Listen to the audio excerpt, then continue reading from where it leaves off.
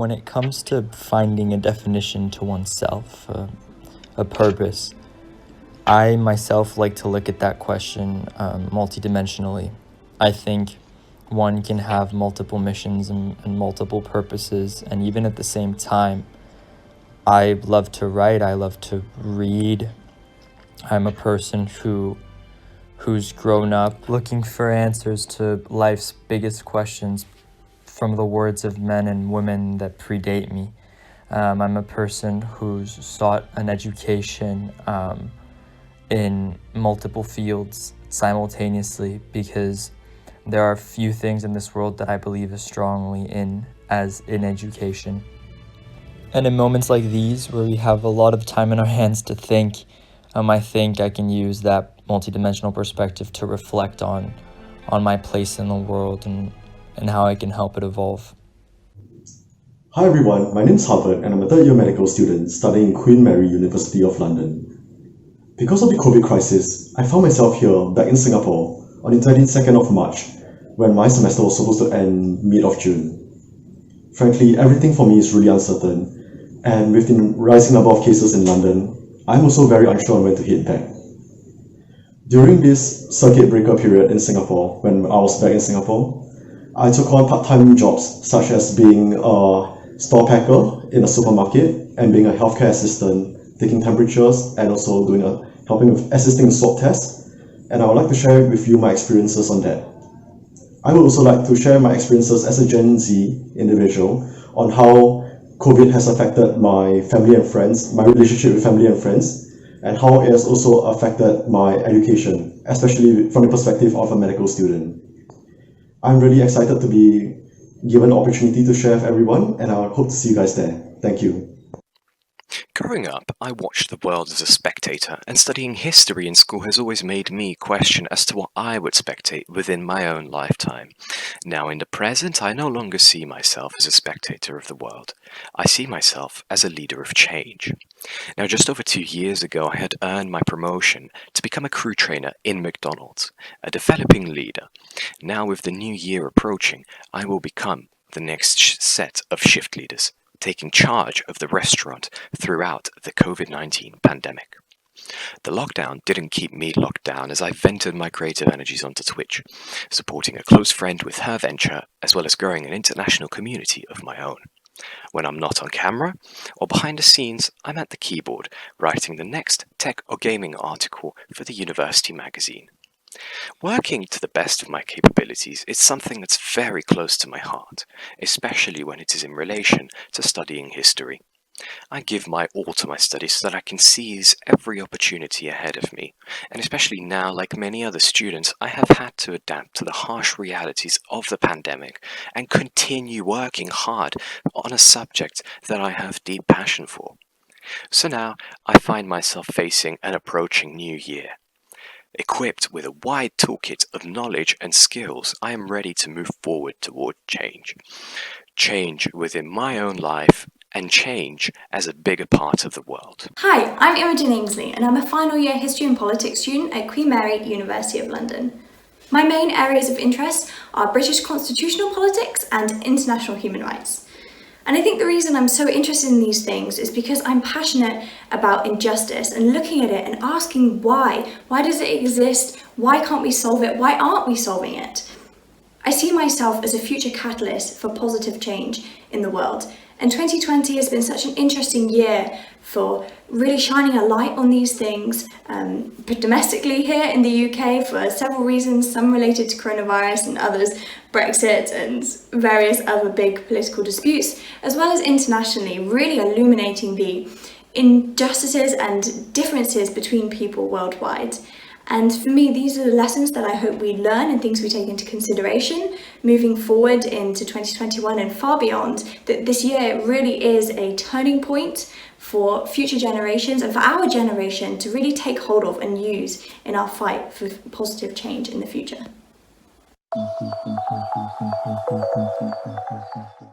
Hi everyone, my name is Hui Tzu. I was born in Hong Kong, raised in Singapore, Vietnam, and the UK. Currently, I'm studying law in the UK, but taking a gap year in Singapore for passion projects. I'm passionate about technology, and specifically legal technology and content creation. I first fell in love with legal technology when I worked at Allen & Overy Fuse, and I've since taken up a coding course online. Helping startups with their legal issues intertwines the two things that drive me in life: coming up with innovative solutions and helping others. Accessibility to education is something that I'm very passionate about, and I am working on setting up my own non-profit organization to help children from less privileged backgrounds gain access to law. Before COVID, I used to volunteer to tutor GCSE English to children from less privileged backgrounds, and I found that it was very fruitful and I learned a lot from them. I've always been a creative individual, and there are always ideas in my head. Hence, I ran my own popular blog at 14, and I took up journalism at the age of 16. As I love content creation and gaming, I decided to explore the realms of Twitch, a popular live streaming platform for gamers. I've made many friends and many great memories, and I love my community on Twitch. I want to continue to be a change leader and create online content that is thought-provoking and makes people feel like they're not alone and that people care for them.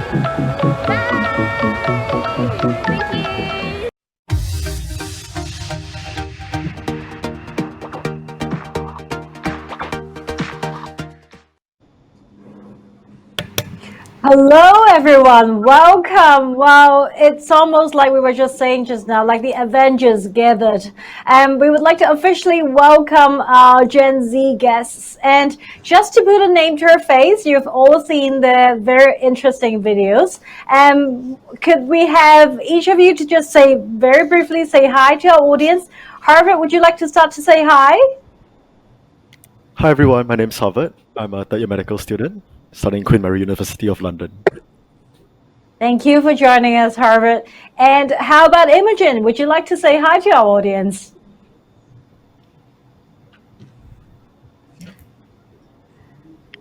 All right, Imogen, I think you will need to have your sound on. You're still on mute. Let's try and see if we could bring your sound back on. Hello, yes, well, I'm Imogen and I'm a final year history and politics student, and it's great to be here today. I'm very excited. Thank you so much. I loved your video. And right in the center, between myself and Mei Wai, we have Ali. Hi everyone, my name is Ali. I'm a third-year law student at Queen Mary University of London, and it's a pleasure to be here today. Thank you, Lauren. Thank you, May, for having me. Thank you so much. And right below me, we have Artyom. Hi, good afternoon or good evening, depending on where you are. Thank you all for coming and for taking the opportunity to listen to us all. My name is Artyom. I'm a final year student of history in Queen Mary University of London, and it's nice to meet you all. Pleasure to have you. And of course, the most vibrant video, I must say, is from Huizi. Would you like to say a few words to our audience? Hi, my name is Hui. I'm a second year law student in Queen Mary University of London, and I'm doing my gap year now. Yeah. Wonderful. Well, so welcome everybody. And Mei Wai, do you remember earlier on in our social media, we have invited everyone to name their change object for the year, something that represents change. We've had very interesting answers. So would you like to begin by asking the first question to our guests? Absolutely, Laura. Well, we all know COVID-19 has taken center stage in 2020. I thought it would be interesting for us to understand Imogen's reflections on how this event has impacted her. In view, she has selected a very unique change object. Imogen, over to you. Yes, well, the change object I chose was this board game, which I'll explain why that's such a symbolic thing for me this year. Because really COVID-19 and this whole of 2020 has just been such a transformative year for pretty much everyone on the planet. And I think no one has come away from this year without experiencing some kind of change. But my main takeaway as a student of history and politics, and specifically politics here, is that unlike the rhetoric at the start of the pandemic that, oh, this is something we're all going through together, It really hasn't shown to be like that. We've seen massive inequalities, massive variations in the way that people have engaged and been affected by this pandemic. And I don't think that coronavirus has caused a lot of these problems. I think it's shone a light on them and illuminated them and exacerbated them, but it didn't start them. Primarily looking at things like social welfare, our financial systems, our healthcare systems, especially our mental health systems, and everything that coronavirus has done to show this to us, how inadequate some of these systems are, is really a challenge for our generation now, and it's really galvanized me as the future leader of this change, that actually things that the generations before us have kind of put on the back burner and waited to fix, things that can't be fixed in a 4 or 5 year presidential prime ministerial term, actually we really do need to solve now, because it's completely inadequate. In Japan last month, more people died of suicide than coronavirus in the whole year. That's showing that things aren't working, and that here in the UK we're seeing queues for food banks that we've never seen before. On the same year that billionaires worldwide had a net worth of over 10 trillion. So for me, that's all of these things going on, these huge problems, and feeling this burden and responsibility to do something about it, is where this silly little board game comes in for me. It's something that me and my sister found during the lockdown, and we would play it every day and just giggle and laugh and have fun. And it's really reminding me that in the midst of all this chaos, that actually just to play a silly game with someone you love is so important to root you and ground you and keep you focused on what really matters, that love and happiness. If we have those two things, we can tackle these other issues. Actually, Imogen, I don't think it's silly at all. It's really sweet and meaningful, because it's brought your sister together with you, and you have very special conversations that you would not have without COVID-19, right? Definitely. So, Harvard, across the other end of the world, how are you reflecting on COVID-19? And I saw on the video you mentioned you'd like to share with us about the impact it's had on your relationships and your education, etc. Perhaps you can share with everybody. Yeah, sure. So because of COVID-19, I found myself back in Singapore, and I thought it was a good excuse to come back to Singapore to see my family and friends, because normally I would be in Singapore maybe mid-June, and then like 2 or 3 months later I'm back in UK. But because of this COVID-19, I found myself back in end March, and up to now I'm still in Singapore. So frankly, I've been with my family for such a long time. So it's really comforting in that sense. But I would say, like, for education perspective, it kind of affected me because I'm someone who can't keep still. So initially, I thought being able to have all my resources online, being able to watch it at 2 times speed, I thought, hey, I can get my life together. But frankly, I found myself like fidgeting with a lot of stuff in my room, being so distracted, going out so often after my lockdown. I found myself going out so often that actually I felt that my education was compromised. And with regards to like family and friends, I would say my social aspect has definitely been affected, especially more so with friends in the UK, because there's that time zone difference, and there's that time zone difference. I have to go and call them at a night in night in Singapore. It would be in the afternoon in UK, and it's just really inconvenient. And yeah, for educations, like my placements were affected, so I couldn't really, like, during this period of time right now, I'm supposed to actually be having my placements, but all this was shifted to the start of January instead. And yeah, it would affect my face-to-face interaction with patients, and I don't feel that I'm getting the same full university experience that I'm paying for, especially as an international student. I see. But I would say, like, the lockdown has allowed me to venture into other aspects, such as during the lockdown, I was so bored that I decided to work as a store packer in a supermarket to earn a bit of cash and find an excuse to get out of the house. And I also I actually like diverted my attention into becoming a healthcare assistant. So I assisted with swab tests and taking temperature, and I felt that was very rewarding. And if it wasn't for this pandemic, I wouldn't have the opportunity to do that. So there's like both pros and cons. Well, that's really admirable, Howard. In view, you were so dynamic before dancing, yeah, right? An outdoor person to actually channel your energy to pack shelves and do some things. That's amazing. Let's hear from Artyom. Artyom, in UK, I Yes, assume it's pretty cold there today. it's currently raining. Yes, typical UK weather. What can you expect? Um, What are your right. So reflections on COVID-19? um, it's COVID-19 is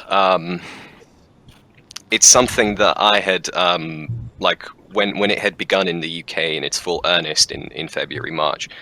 Um, I was anticipating a lot of problems to be exposed. Like Imogen had mentioned, COVID had shone light on a lot of injustices in a lot of differences and a lot of problems within not only just within the UK but within the world and within our own personal lives. We have all had to adapt to living with the pandemic in our respective countries and nations. For example, here in the UK, just the other day ago, we've just come out of a lockdown again, and we're into another set of restrictions that we all have to adapt to, that we all have to work around and change around. And as a result, to rope in my change object, I can't exactly show it on screen because it is very large. It's a bicycle, as I'm sure you Yeah, I may have did seen on the see it social media behind. posts. But the reason why that's a change object is because I'm someone who enjoys a bit of exercise. I like to get the blood flowing through my mind. If I'm working on a hard history question, I like to get the blood flowing, the electrons firing. And with a lockdown, of course, that means I can't just walk out of my house without having to worry about the police stopping me and asking me why I'm outside or other, barriers. So cycling has been a way of channeling all these energies and frustrations onto a physical exercise. It's allowed me to stretch myself, not only physically by, of course, covering longer and longer distances, but also it's allowed me to, in essence, find a place of meditation in such a chaotic time. And I think that's been key to keeping me together and a nice work-life balance during this very strenuous time in the world. Yes, Artyom, I think I can see the guys all have to put their energies and release their energies. But it's amazing that, and indeed true, when you do that rhythmic paddling on the cycling, you're starting to meditate as well and probably reflect. So that must have been Certainly, a very comforting change object for you.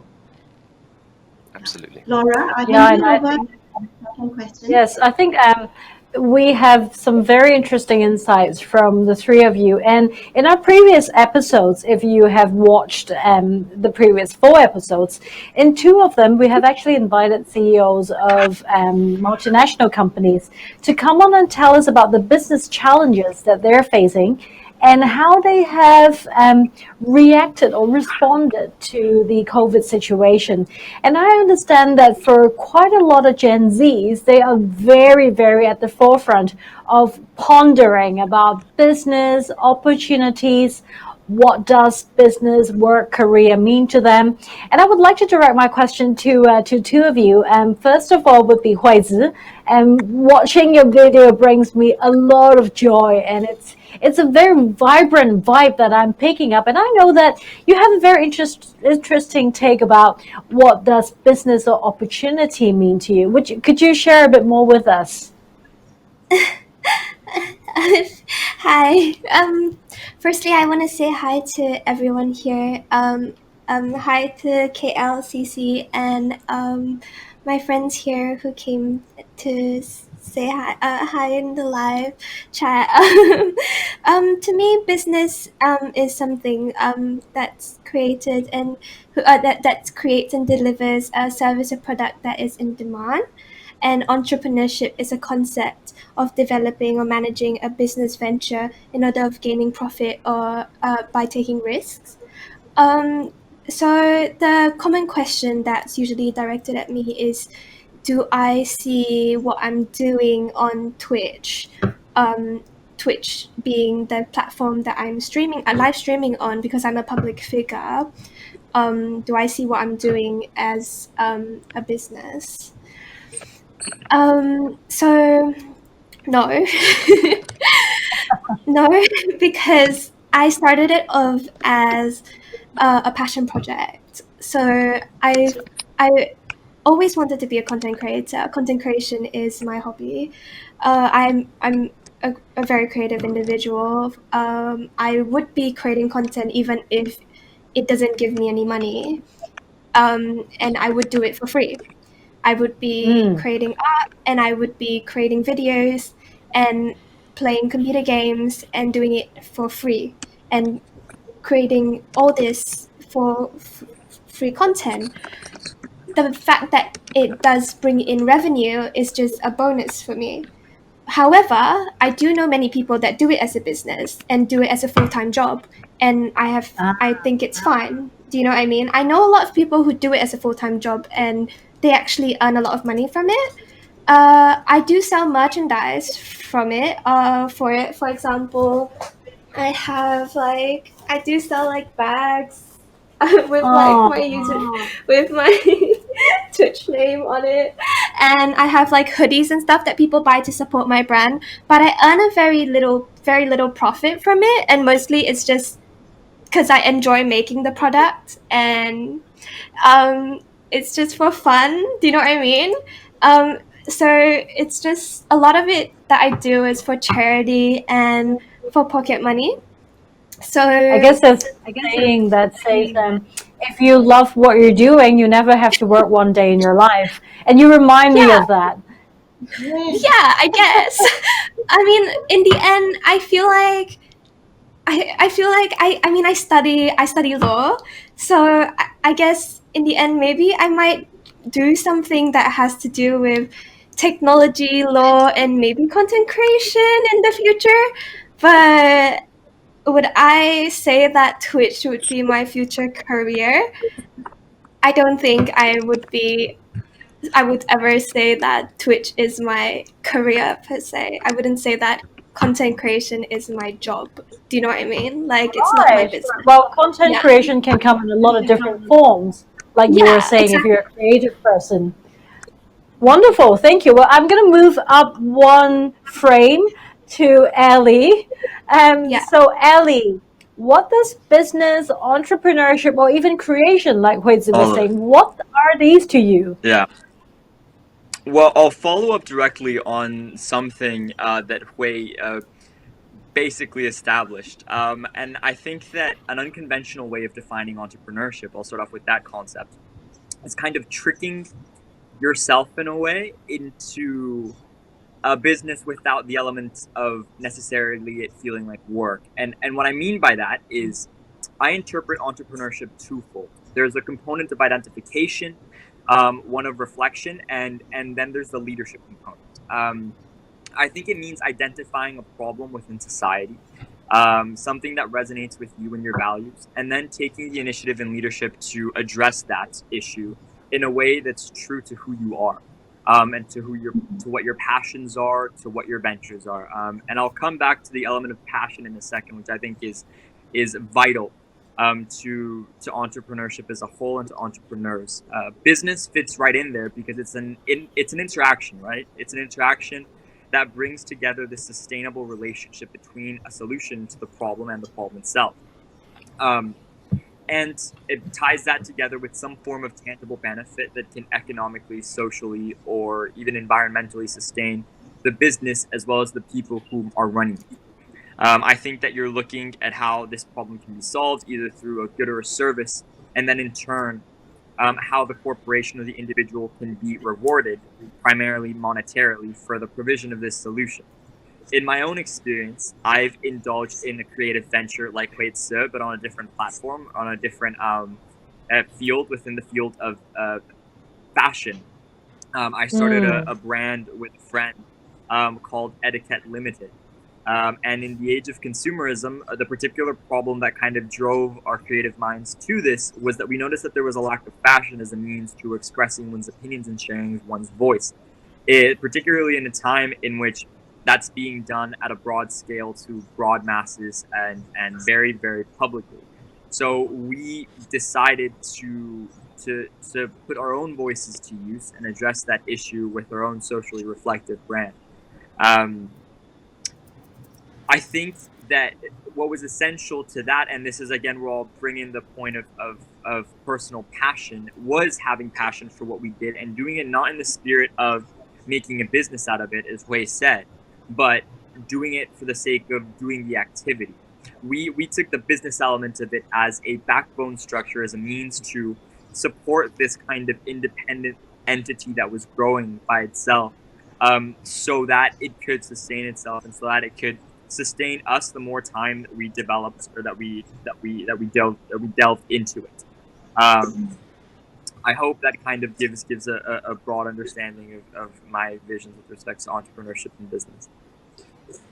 Yeah, and I think what I would also pick up on is that a lot of organizations that are successful are actually built upon a vision, a purpose, Yeah. instead of built upon making money. So I think the two of you, what you've just told us is that it's something that you believe in, it's something that's very core to your identity, and you find that the market needs it, or you will find an audience, and hence you embarked on that journey. So that is wonderful, and I think the future is in good hands. With future business leaders like yourself, even though Hui said that's not a business, but I mean, you know what I mean. So I would like to slightly tweak out, turn our discussion to a direction of trend. Our topic this episode, actually, in fact, a lot of business acquaintances have asked me, so what does Gen Z see in the future? What trend do they predict? So I think that is a very core question to our fireside chat today. And if I may, I would first like to address this question to Harvard. What is the trend in the area that you're involved in? Do you predict to happen maybe in 2021 or beyond? How will that change, for example, medical education, or how will that change a field that you are in? Harvard? Yeah, so I think that the trend would now be more directed towards like online learning, like especially with or without a pandemic, we will be seeing more online consultations. So recently, my school has updated our curriculum, and we are focusing more on how to take our medical history online, how to talk to patients online. And like for example, for dermatology, we will request the patient to send a picture to us so that we can evaluate it. Because if we want to do it based on using a video chat, it will not be as clear. It will, yeah. So it's going to be quite a lot of shifts, I would say, in how our medical curriculum. And I think something in medicine is very dynamic, and we have to adapt to whatever is being posted, whatever's the latest thread in that sense. And I would say, in that perspective, it's both a good and bad thing, because I'm able to interview my patients from the comfort of my own home without increasing the risk of both of us catching the virus. But like all forms of online learning, you really need the discipline to attend all the sessions, and frankly, I'm finding it a really hard time. There's also the lack of like a personal touch, I would say. So there's no face-to-face interaction, so you can't really tell from the patient's body language and eye contact if they want to say more, if there's more to this illness or something. You can't console them physically as well. And yeah, and we're also at the mercy of the Wi-Fi. I found myself being disconnected so many times, and it's so disruptive for learning. I also say Well, I think you have a good point on how the experience of medical consultation will even change. I think both as medical service providers and even as patients, we need to adapt. Yeah, we are. So they are emphasizing more on like really serious illnesses where you will be physically examined, whereas for the less serious one, they are making a shift towards online consultations. So that will also reduce the manpower needed to conduct physical examinations. So it's really I would say a really big change as well. And especially for our curriculum, we are also focusing more on infectious diseases, especially the pathogenesis of COVID And just recently, we had a guest speaker from the Royal London Hospital to teach us about it and how to don the PPE and what the NHS is actively doing to contain it. And I quite like this shift because it feels really relatable, especially being in the midst of all this pandemic and being a medical student. So it's really something that I would say my seniors wouldn't really have a chance of experiencing. And yeah, we also talk about the policy making and how to manage expectations with people. So yeah, it's really how they. I would say my school has really changed our curriculum and and adapt it, especially within this short period of time. And yeah, it's quite interesting. Thank you for bringing this to our knowledge. I mean, we feel a lot of times we're more on the watching the news angle, but from a learning perspective, there is actually a shift in how relevant, how recent it's the learning, the teaching, and the way that it's being conducted, and even the specialty areas. So I think that I feel much better now, or safer in a way, because of how the education is being brought about. I would like to shift the same question for Huizi. I know in a lot of people's eyes you are a trendsetter. At least in my eyes you are. So what do you predict to be the trend in your area in 2021 or beyond? For me, I'm gonna talk about two areas, mostly legal technology, I would think. So I would say for legal technology, I would think that virtual legal assistants virtual legal assistants would be the first thing. So I think people already have been saying that chatbots and AIs will be coming up. So yeah, most importantly, I think that a lot more companies, a lot more law firms will be adopting chatbots and AIs. Secondly, I think they will be filling the gap of legal tech expertise. So a lot of companies will be hiring people who have legal tech expertise. So a lot of new fresh grads will be not only having law expertise, but they will also be having computer science expertise. A lot of new legal fresh grads should be. I think it's fair to say should actually be picking up coding. Um, I think if you're a law fresh grad, if you are graduating in the year 2021, 2022, or 2023, pick up either Python or simple coding, just basic coding. It's just good to learn, and that is a trend that I predict that just something that I think would just be very useful in the legal world. And also, thirdly, is increased investment in privacy tech, because with the new investment into legal technology, there'll be much more investment into privacy technology. So yeah, that's what I see. Also, I'm gonna predict for Twitch with what I see there with VTubers. So VTubers are virtual Twitch streamers. Basically, I'm a Twitch streamer. I'm a real life Twitch streamer. I'm a human. Now there's virtual Twitch streamers, which are just avatars that are streaming.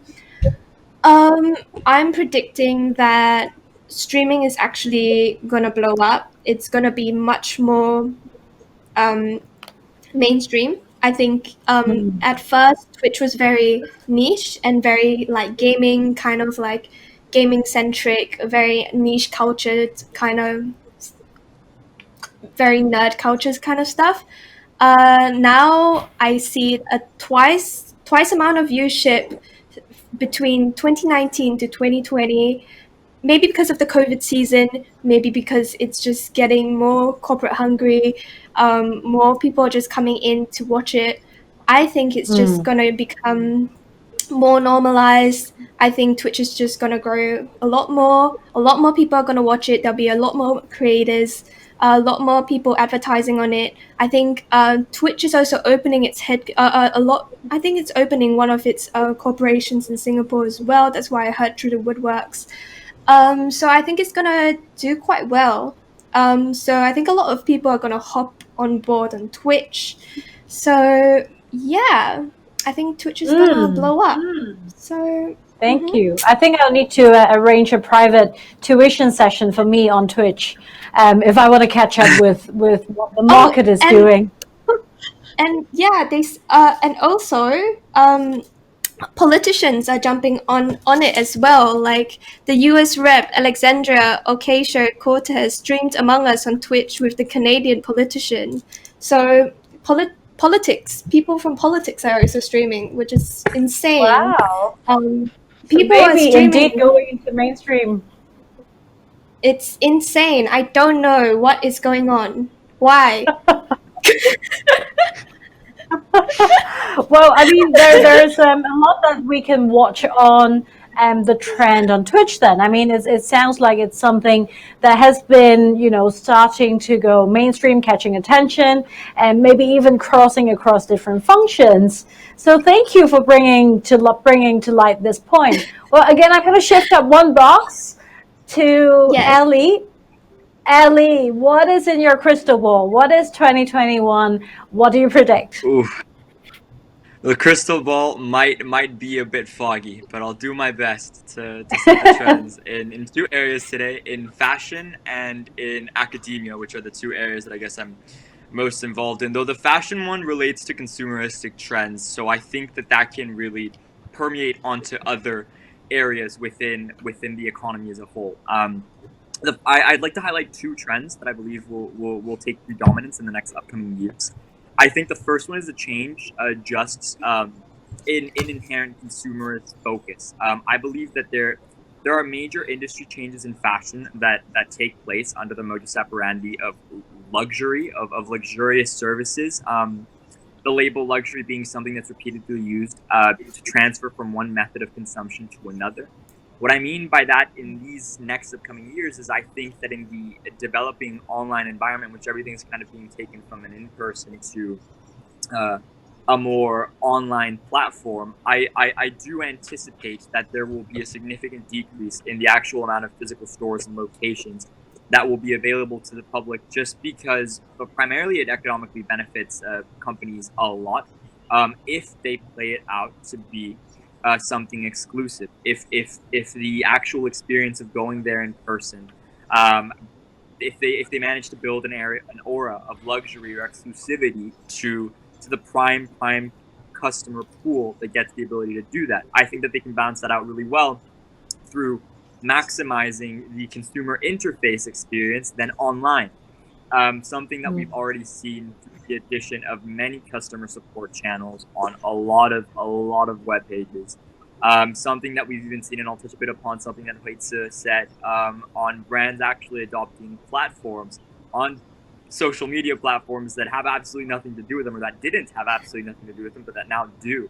Platforms like Twitch, like TikTok, which is a very intelligent marketing strategy, because they can adapt marketing material to then meet the kind of tailoring or the DNA of these platforms, and nonetheless still have their brand permeated in all of this. I think the second change that I'd like to highlight is a focus on the actual what's being consumed, because I think that there will be a focus on consumption of goods and services that are of high usability and practicality within fashion itself. Right now, there are many firms that are developing fabrics that can literally clean themselves, so inclusion of copper or copper threads within them.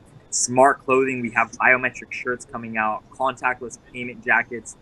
There's an Australian startup, I believe it's called Wearable X, that actually has developed yoga pants that can sustain your body in a specific position after you enter it for a certain amount of time to help you if you're doing yoga at home without a coach or something.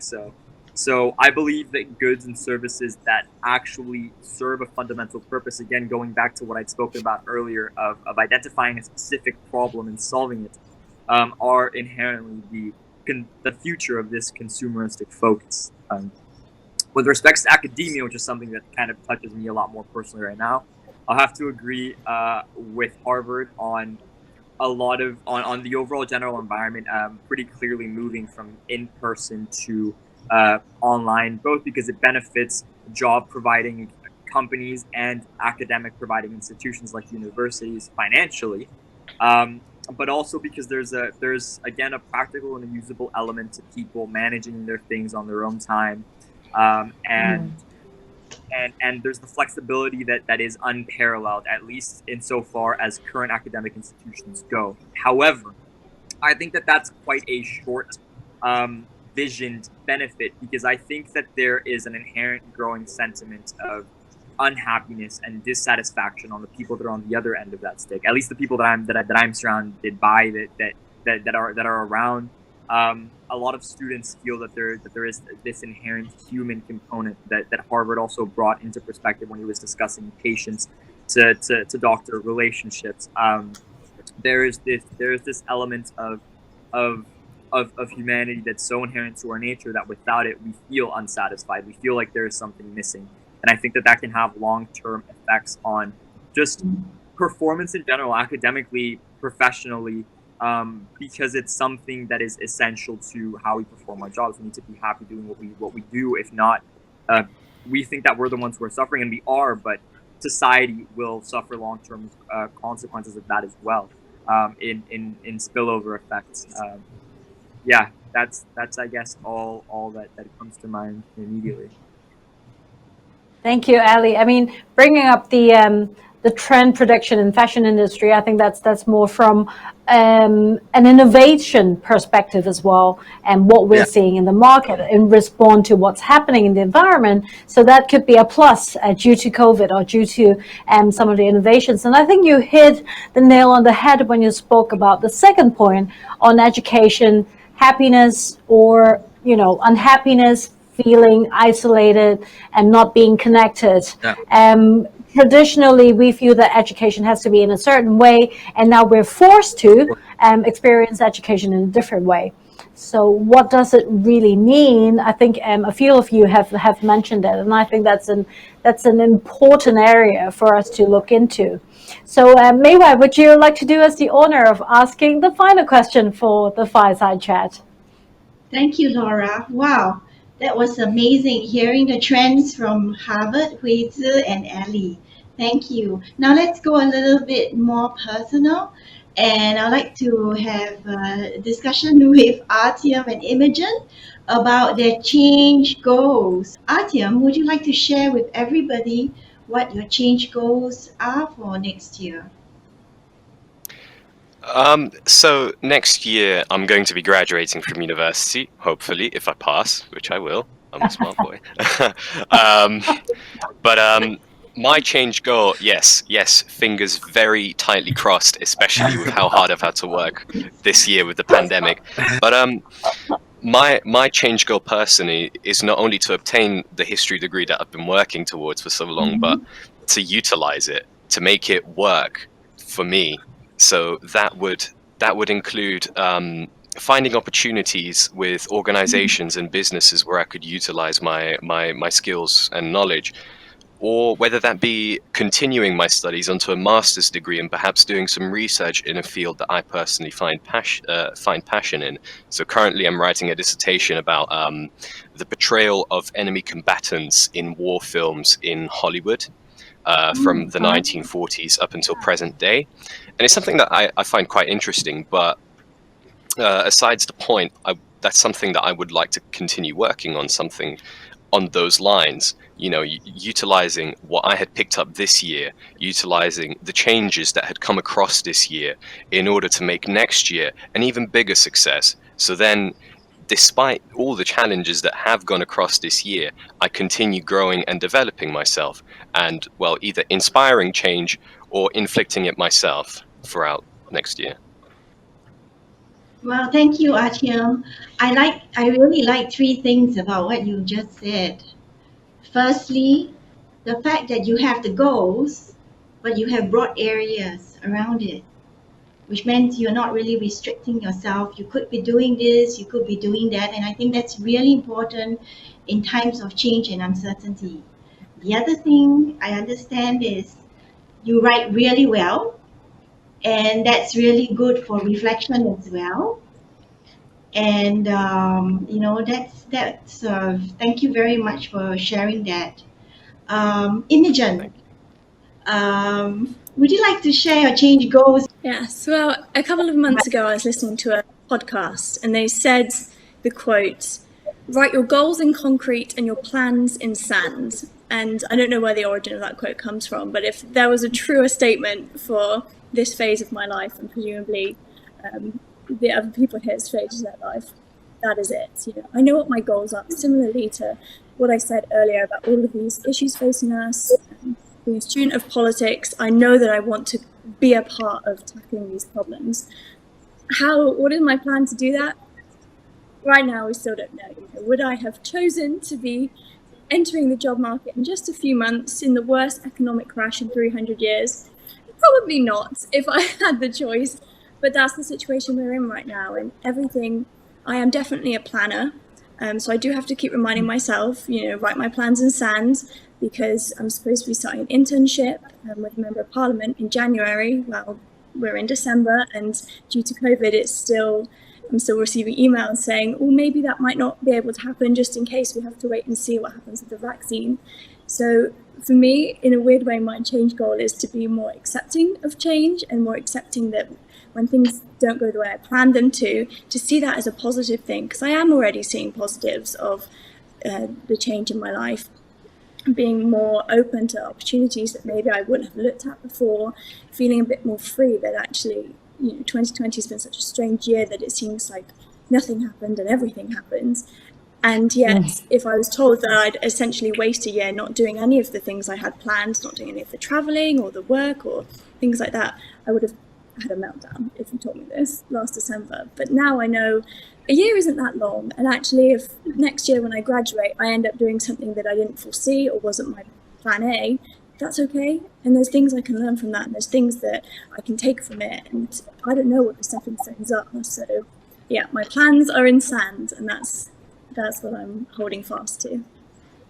I really like that, Imogen, such honesty in how you express everything, and it kind of relates to Artyom as well. The third thing I liked about his and yours is that you pick yourself up and you try to be positive.